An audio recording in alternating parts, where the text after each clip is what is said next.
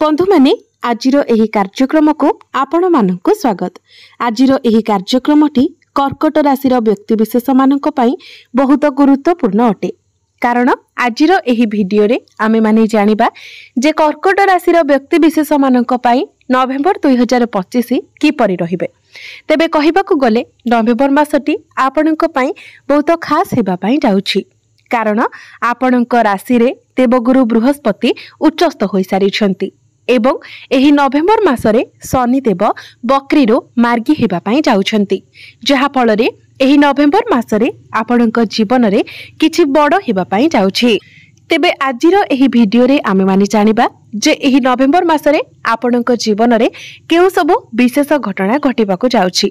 एहा सहित आपणकर स्वास्थ्य, शिक्षा, प्रेम जीवन, वैवाहिक जीवन, भाग्य, क्यारियर एवं व्यापार वाणिज्यर स्थिति किपरि रहिबो एही नवेम्बर 2025 रे से विषय रे आजिर एही वीडियो रे आमे माने विस्तार भाबरे आलोचना करिबा। नवग्रहंकर स्थिति मध्ये देखिबा। नवग्रह आपणको केउ फल प्रदान करिबारे सक्षम हेबे। एहा सहित अशुभत्व प्रदान करुथिबा ग्रह मानक पई किछि विशेष प्रतिकार मध्ये जानिबा। सेथि पई आपणकर जदि कर्कट राशि होई थाए तो वीडियोटी को स्किप न करी शेष पर्यंत निश्चय देखंतु एवं वीडियोटी को लाइक करी चैनलटी को सब्सक्राइब करि दियंतु।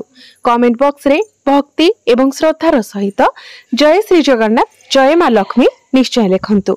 तो बंधु माने आसंतु आरंभ करिबा आजिर एही कार्यक्रम को, जहा आपणकर जन्म राशि तथा चंद्र राशि उपरे आधारित अटे। तेबे राशि चक्रर 12 गोटी राशि मध्यरु चतुर्थ राशि हेउची कर्कट राशि एवं कर्कट राशिर राशिधिपति हेउछंती चंद्रमा। एबे आसंतु जानि नेबा एही नवेम्बर मासरे आपणको कुंडली रे नवग्रहंकर स्थिति किपरि रहुछि। तो बंधु माने आपणको कुंडलीर प्रथम भावरे गोचर करूछंती गुरु, द्वितीय भावरे गोचर करूछंती केतु, चतुर्थ भावरे गोचर करूछंती सूर्य एवं शुक्र, पंचम भावरे गोचर करूछंती बुध एवं मंगल, अष्टम भावरे गोचर करूछंती शनि एवं आपणकर नवम भावरे गोचर करूछंती राहु। तो सर्वप्रथमे आसंतु जानि नेबा आपणकर स्वास्थ्य किपरि रहिबो एही नवेम्बर 2025 रे। तेबे बंधु माने कुंडलीर प्रथम भावटी होई थाए स्वास्थ्यर भाव, इम्यूनिटी सिस्टम रो भाव। आपणकर प्रथम भावर अधिपति हेउछंती चंद्रमा, जे कि प्रति 2 दिन रे निजर राशि परिवर्तन करिथांती। किंतु गुरु आपणकर प्रथम भावरे गोचर करूछंती। आपणक राशि रे गुरु उच्चस्थ अछंती, तेणु स्वास्थ्य आपणकर एही नवेम्बर मासरे बहुत भल रहिबो। तेबे एही नवेम्बर मासरे आपणकर कोनोसी भी स्वास्थ्य जनित समस्या देखा जाउ नाही। पूर्वरु आपणक स्वास्थ्य रे जहा भी किछि समस्या लागि रहितिला से सब समस्या आपणकर दूर हेबाकू जाउछि। आपण निजको स्वास्थ्यवान अनुभव करिवे। एबे आसंतु जानिबा आपणकर शिक्षा क्षेत्र किपरि रहिबो एही नवेम्बर 2025 रे। विद्यार्थी मानक पई किपरि रहिबो एही नवेम्बर मासटी। तो बंधु माने कुंडलीर पंचम भावटी होई थाए शिक्षार भाव। आपणक पंचम भावर अधिपति हेउछंती मंगल। मंगल आपणक कुंडलीर पंचम भावरे ही गोचर करूछंती एवं मंगलक सहित बुद्धिर कारक ग्रह बुध मध्य आपणकर पंचम भावरे गोचर करूछंती। बृहस्पतिंकर पंचम दृष्टि मध्य आपणकर पंचम भाव उपरे रहुछि। एहा व्यतीत 16 नवेम्बर को सूर्य मध्य आपणकर पंचम भाव को आसीजिबे।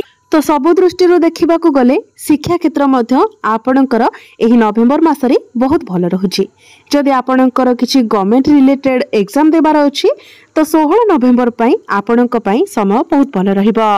कारण प्रथमे तो पंचम भावर अधिपति पंचम भावरे ही गोचर करूछंती।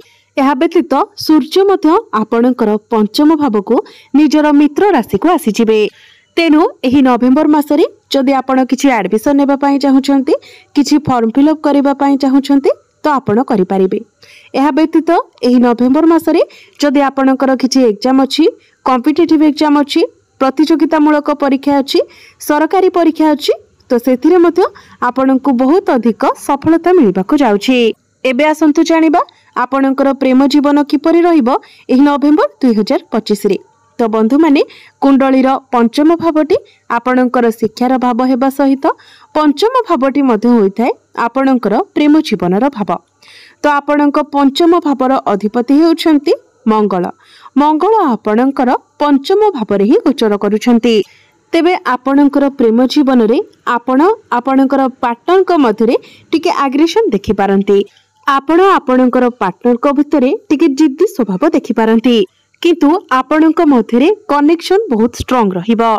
कारण आपणकर प्रथम भाव में गुरु गोचर करुछंती, जहा फल रे आपणक मध्य बुद्धिमता रहिबो। आपण सब किछि को बहुत भलो भाव में एडजस्ट करिनेबे। आपणकर भूल को बुझी पारिबे। एहा सहित आपणकर पार्टनर मध्य निजर भूल को बुझी पारिबे। तो प्रेम जीवन मध्य एही नवेम्बर मासरे आपणकर बहुत भलो रहिबो। एबे आसंतु जानिबा आपणकर वैवाहिक जीवन किपरि रहिबो एही नवेम्बर 2025 रे। तेबे बंधु माने कुंडलीर सप्तम भावटी होइथाय आपणकर वैवाहिक जीवनर भाव, आपणक जीवन साथीर भाव। आपणक सप्तम भावर अधिपति हेउचंती शनि। शनि आपणक कुंडलीर अष्टम भावरे गोचर करुछंती एवं आपणकर सप्तम भावरे गोचर करुछंती राहु। तेबे गुरुंकर सप्तम दृष्टि आपणकर सप्तम भाव उपरे रहुछि। गुरु हेउछंती आपणकर भाग्य भावर अधिपति। तो भाग्य भावर अधिपति होई गुरु आपणकर सप्तम भाव को देखुछंती। तेणु भाग्य बलरे आपणकर वैवाहिक जीवन मजबूत हेबाकु जाउछि, जहा आपणकर जीवन साथींको पई बहुत भलो रहिबो। आपणकर जीवन साथींकर पर्सनल एवं प्रोफेशनल लाइफ रे आपण ग्रोथ देखिबाकु पाइबे। से निज जीवन रे किछि नुवा जिनिसर आरंभ करि पारंती, जहा तांकर भविष्यत पई अर्थात आपण दुई जनकर भविष्यत पई लाभप्रद साब्यस्त हेबो। जेहेतु गुरुंकर शुभ दृष्टि आपणकर सप्तम भाव उपरे रहुछि, तेणु निश्चित भाबरे आपणकर वैवाहिक जीवन एही नवेम्बर मासरे बहुत भलो रहिबो। पूर्वरु जदि आपणकर वैवाहिक जीवन रे कोनोसी प्रकारर अशांति लागि रहिथिला, मनांतर मतांतर लागि रहिथिला, तो से सब दूर होई जिवो। आपणकर वैवाहिक जीवन रे एक बहुत भलो परिवर्तन देखिबाकु पाइबे। एबे आसंतु जानिबा सबुठारु महत्वपूर्ण विषय वस्तु आपणकर भाग्य, क्यारियर एवं व्यापार वाणिज्यर स्थिति किपरि रहिबो एही नवेम्बर 2025 रे। तो बंधु माने कुंडलीर नवम भावटी होइथाय आपणकर भाग्यर भाव एवं दशम भावटी होइथाय क्यारियर भाव। आपणकर भाग्य भावर अधिपति हेउछंती देवगुरु बृहस्पति। गुरु आपणकर प्रथम भावरे गोचर करुछंती। गुरुंकर दृष्टि आपणकर सप्तम भाव सहित आपणकर नवम भाव उपरे मध्य रहुछि एवं आपणकर नवम भावरे गोचर करुछंती शनि, जहा फल रे आपणकर भाग्य एही नवेम्बर मासरे प्रबल रहिबो। किंतु शनि जेहेतु विलंबर कारक ग्रह अटंती, तेणु आपणकर कार्य रे टिके विलंब होई पारे, किंतु सफलता आपणको अवश्य मिलिबो। शनि जेउ स्थान रे गोचर करिथांती सेही स्थान सह जड़ित कर्म गुड़िकरे ग्रोथ देइथांती, किंतु आपणको टिके स्ट्रगल भी करबाको पड़ी थाए। तेणु समय लागिले मध्य सफलता किंतु आपणको निश्चित भाबरे मिलिबो। तेणु आपण जदि किछि कार्यर आरंभ करूछंती एवं सेथिरे विलंब देखुछंती, तो आपण कार्यरु ओहरी न जाई कार्य आपण जारी रुहंतु, कारण सफलता आपणको निश्चित भाबरे प्राप्ति हेबो। जदि आपण किछि इन्वेस्टमेंट करिबा पई चाहुचंती तो ताहा मध्ये आपणको पई भलो रहिबो। तेणु एही नवेम्बर मासरे जदि आपण किछि इन्वेस्टमेंट करिबा पई चाहुचंती, जेमिति कि trading, share market, stock market ए सबरे किछि इन्वेस्टमेंट करिबा पई चाहुचंती तो आपणको पई ताहा भलो रहिबो।